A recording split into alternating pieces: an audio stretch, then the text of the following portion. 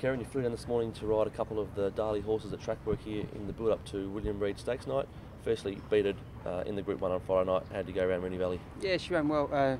She worked well this morning. She's come out of her Newmarket run quite well.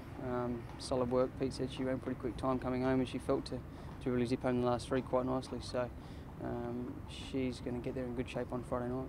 What did you make of the Newmarket run? We're sort of exposed the whole way down the straight, and we've sort of got the feeling that she's run well down the straight, but it's probably better around a bend. So obviously that was a pretty high test of a race, the Newmarket. So looking forward to seeing her back to her best and at her best here on Friday night. What about third up? How are her fitness levels?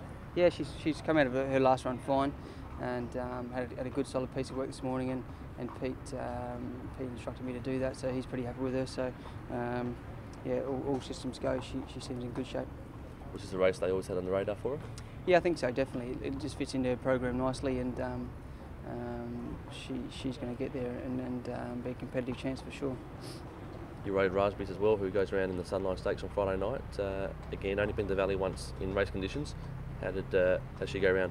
Yeah, pretty good. She was having a bit of a look around on her own, but she sort of works better with a mate normally, and she gave me a nice enough feel, ran home in not bad time, and she's coming off a nice win there at Flemington where she made the running that day. She's run around Moonee Valley before and in pretty wet conditions, and ran quite well that day. It was on Cox Plate Day last year, so she's a very competitive mare, always runs her best, so she has to be some chance in that race as well.